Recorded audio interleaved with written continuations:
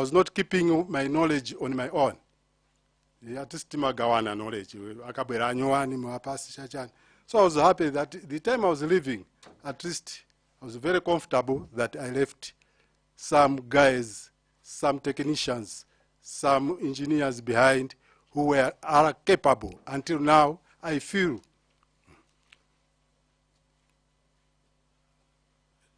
then what I can say, when I heard this about this crash, which was first of its time, of its kind, when I go, what about those people training? So ineso chinandi poeteka, kuti antu ajanasiya, inesi chinandi pangikirepo. So karagati as if, indikana karapo bwanji koma ngozi ndi ngozeti, kuti basi anything can happen. So that's why I'm happy today, Chair, could at least titandizane, could maybe for the future, we should avoid these things.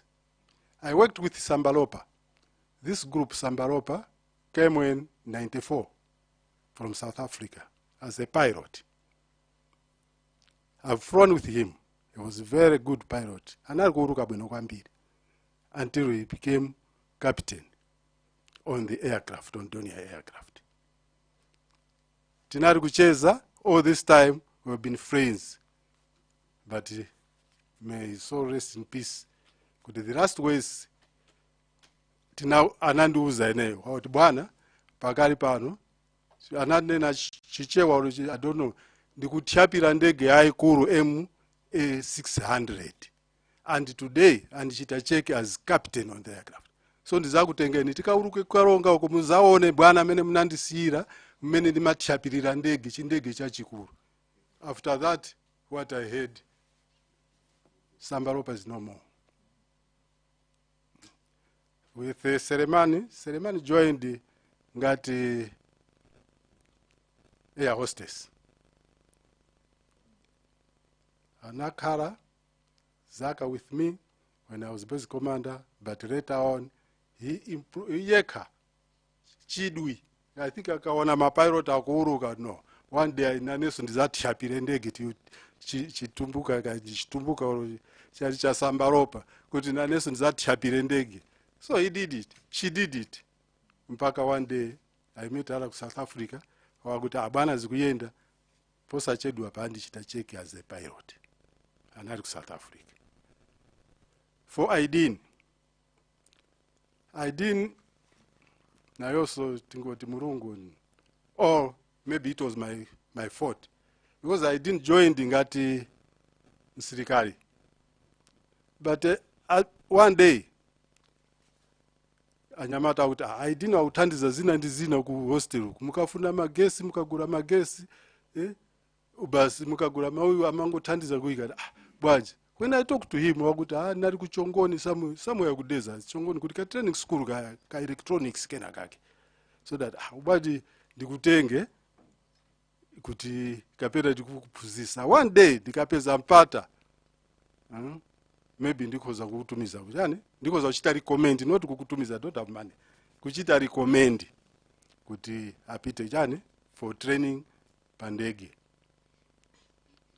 So we worked together. He was a good technician, and later we sent him to Zimbabwe, where he qualified as aircraft technician. So this group, as I said, what I left behind were very good. And on several occasions, I was even sending my officers to Air Malawi to work on Air Malawi aircrafts because they were qualified now. So these people were going, if you talk to Mdokwes, Mtambos, most of the time, Air Malawi was not able to vanish with the, and how apange ndege zijaza. My inspections, sometimes anarutumiza ku Tanzania, so somebody, chairman, but you have got qualified people ku Airbase. When they talked to me, said, now insurance what zivuvuta, but we know the language what. So I wrote as they are going on training kweya Malawi, job training, kuti basi kuthandizana. So they used to go there to work. So that's why I'm saying kuti anthu amene nasi are behind. Atisi anali anthu oziwa ntchito. I don't know, Chair and the committee, if my submission equals out thandiza pangozi imene. I submit. Ndatokoza kwambiri. Mabereka background ya ndegezi. Mwasa mabereka background ya anthu amene munagwira nawo ntchito. Mizimu yawo iwuse muntendere. So zitithandizira kuti kaindi chithunzi cha anthu amene anataya miyoyo yawo komanso za ndege imene inakagulidwa. Mwina ndingowafunsa ma members ngati ali ndi mafunso awiri atatu. Ngati palibe ndikuti titakuseka. Let's mayan. Kenako Kadabe North. Zikomo kwambiri chair chifukwa chotipatsa mwayi kuti ndifunse funso. Colonel Nkandawire retired. Tathokoza kwambiri mkufotokoza kwanu komanso kudziwa kuti boma linakudalirani kuti mukaone kuti ndege imene dziko la Malawi lagula ikonzedwe ndi kuyikidwa zinthu zoyenerera. Ena manena kuti aya amene wanda amene anakatenga ndege imene ya yoendera titha kuti akamuzu nthawi imene. Ndiye ndachita chidwi ndi kufotokoza kwanu kuti ndege imene inagulidwa ngati ya backup. Kutanthauza kuti mudali ndi ndege imene mumayidalira koma inali yoti zikavuta tiziyendera iyi. Ndiye nangochita chidwi nkufotokoza kwanu kuti tsopano chair ndege imene inali ya backup ndimene akasanduka kuti ndimene timayidalira ngati dziko. Kambiri kamene kanango ndikhudza mmene inuyo mumafotokoza. Komano chimene mafuna kuti mutandifotokozera nafunsanso anzanu amene anachita retire. Ngoti inuyo munkafukufuku wanu kapena kudziwa kwanu. Ifeyo ndi chifukwa chani mpaka nati nafatsa kugula madonia mpaka na ufika ya nambala 4. Chimene chinali cha special. What was peculiar with the Donia aircraft that made us to say we better be using Donias rather than any other aircraft? Chair, I just wanted to hear his comments on that one. Thank you very much. Zikomo kwambiri Chair and honorable member from Deza Mayani and all members. Chintu chikakhala chabwino sometimes you go for it. So pano ifeyo operators and even the government found out that Madonia inali ngati tractor, a good aircraft. So vuta maintenance charge, and so that's why I said we better go for tikhale ndi zambiri. Poyamba tinali I said tinali ndi ndege 14 when I joined the koma out tipange upgrade. So enanat popanga upgrade we should tukhala ngati kusinthisa it. Kusinthisa kuti zina zinalupita instead ya nyuwanija I think inalubwera ati lower price tinganene ma quotations that because zina zija zinapita ma Sky 7 ma 128 ikupita zapita ziwiri ndi upanga top hapo bweresa ndege. So I'm sure I'm not a politician koma zinarukambika konko ku akuru.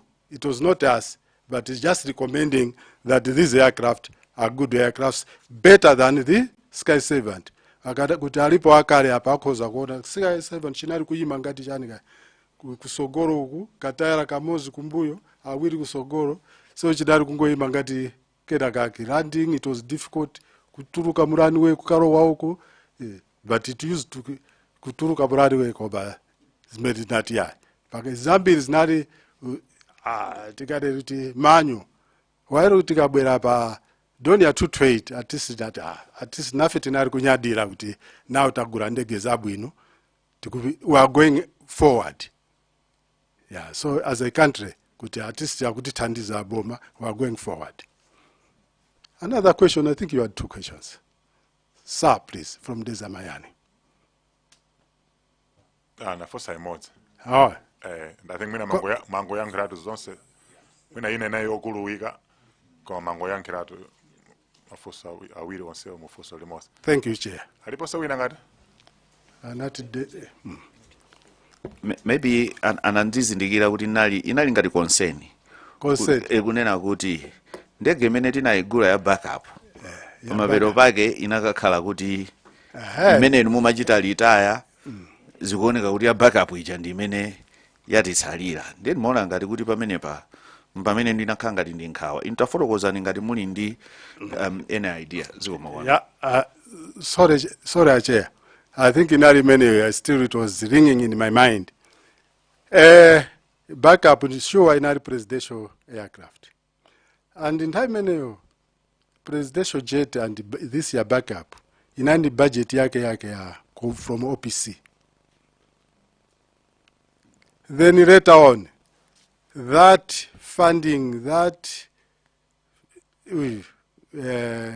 funding and the like, is number kuchoka pang'ono. Ndege zimene is number kuti ina yafa, kuti osati yafa, due for inspection. Koma kupeza kuti tikaita some spares zikuvuta. While at that time, when the government anali kuti they are funding these two aircrafts, presidential jet and this year backup is nearly 100%. So izi zamba kufa imozi. Then one day tinasala ndi. That's why maybe muza kuti kusogoro ndege zina sizikuuruka because of snow item. Koma poyamba, at least when we are getting funding from OPC, at least zidari kuyenda, sopano ukuzata, sopano that's why sopano inaza sarai ya backup, ni sopano, I think amena nasalira mbuyo, amba kuiuza what you are saying question. Just for ine maganizo anga, kuti sopano tasarandi ndege imozi titani. So Chair, it's just a comment. Chimene ndikuphunzira mu chimene mwafotokoza mwanena kuti kalero ndege ya president ya VVIP funding yake imachoka direct from OPC. Yes. Ndege nako zikuoneka kuti system inasintha pamene funding ya ndege zija inakapita kuti zonse zikhale under MDF. Ndezina zinamba kusokonekera chifukwa cha ma priorities. Ndaiona kuti fundo imeneyo ndiyofunika kwambiri kuti tisamati ndege ndi ya president ndi ya VVIP pamene funding ili kwina chifukwa ili ngati chimodzimodzi magalimoto aja apa convoy koma zinthuzo zimene okhanda anthu ozipanga maniki. Ndaphunzirapo munkufotokoza kwanu zikoma kwambiri Chair. Nkarabe? Ineso ndathokoza kuti mwavesesa zikoma kwambiri, you are honorable. Yeah, thank you, Chair. Yes, Colonel Mkandawire. Mwatandauli apapi? Sitatandara tili makora. Kwa lino. Nakomba kuti nifumbi chitumbuka hapa kweni because of Chair the election. I will change the language. No, you can ask. Chitumbuka? Yeah, but then we'll ask you to replay it in Chichewa. No, let's talk English or Chichewa. Yeah, ibaki nifumbi chitumbuka kuti ibaki watumbuka na aplikeko. And then later on I've gone to ask it in English. Balengani mwakamba kuti apo wapanganga ndegi hii mkawa kweni kuku German, right? When assembling, yes. So pale vindu hapa abantu tukukambirana au Malawi wakambirana kuti pale black box, pale CVR sa, pale ELT. Hivi vindu vikawa mu ndege pala wapanganga fika mkawa beni papa. Chair and your honorable member, that's a good question. When I went to Germany on this task, pepa nde bwanji mufuse fuso lanu so muchichewa kapena muchizungu ayanke kamodzi tafusa niso muchizungu. All right. You said that when they are assembling this aircraft, you were there, right? right?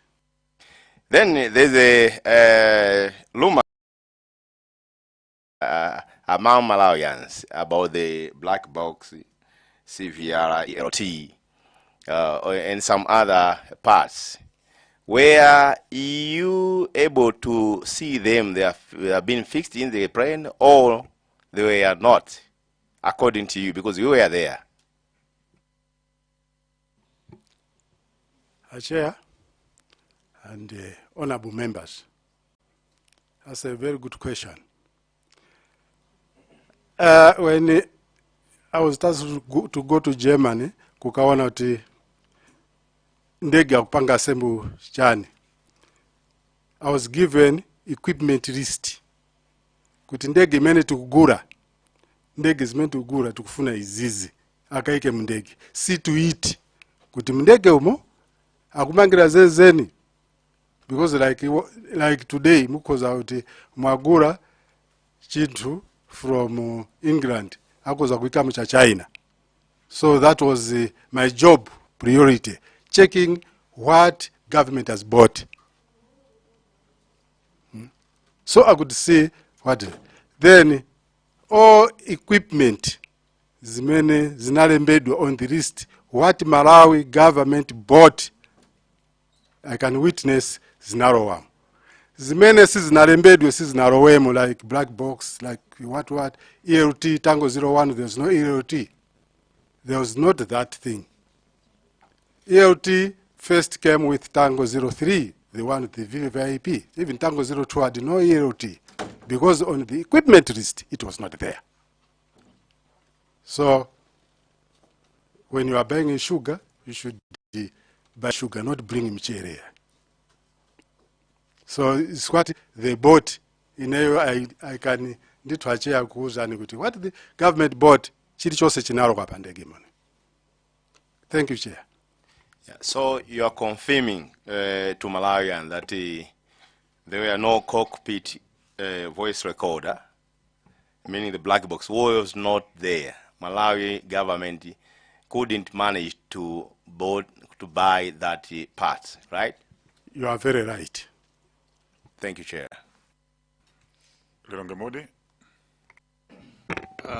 Thank you so much, Honorable Chairperson. Thank you so much, Keno Kandawire, retired. Mu kulongosola kwanu. Malongosola kunena kuti kale mukujoyina kunali ndege 14, kenako basi zayamba kutsika mpaka tapezeka kuti pa nthawi ina tili ndege imodzi imene ikuyenda. Mmaganizo mwanu muganiza kunena kuti titani ngati Amalawi, chifukwa zikuoneka kunena kuti funding manena kale za funding kuti kale inali ya OPC nkumayang'anira ndege za president. Pano funding imeneyo kulibe. Ndiyeno nkupezeka onena kuti ndege ilipo imodzi yokha imene yogwira ntchito, zingapo yagwira ntchito ina yomwe yonso tikuyitumanso kwina. Ngati Amalawi titani kuti mwina zinthu zikonzeke kutsogoloko. Zikoma kwambiri. Fusorabu no kwambira, Chair and honorable members. Apapa ndikugwira na manje kuti titani. Otherwise, one person cannot do that. The army only can not do that. But Andrew department like Malawi Air Force ikafuna chintu, at least my budget amalembedwa. Every time to go to Air Force, Mathews, timakara the whole night to prepare a budget. And when I got budget yadusa on paper, I've been seeing during when I was working a lot of money. But one funding, I will pay 3 million. But in dramas, many tina papers. zikupita kuti tikafusa mongapa I've been following these tikafusa spare part it takes months si kubwera or zero si kubwera. So I think ndikugwira na maji. I think this is the right committee or right investigation committee many could at least to push forward things. Malawi should be going up. When I joined it was going up, but when I retired it was completely going down. So that's why I said when they asked me kuti banji simukufuna ka extension pang'ono inesunati ndikapume because of mavuto ena.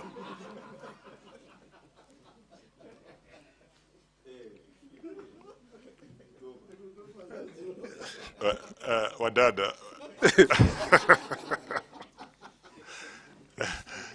tokoza kwambiri no matisekesa komanso tikutokoza kuti mwakumbusa chikale mwakumbusa chikale ndimakumvetserani utsogoleri wanu mwene ena alibe kuti munaphunzitsa anthu ena kuwalimbikitsira ambe pilot kwapasa mwayi inokhala ma engineer zinthu zabwino zimene anthu ena amadakakhala mwayi amangopasa abale awo kweni munakoka anthu amene musakuwadziwa kugwira ntchito zinthu za mtengo wapatali mwaneranso mawu kuti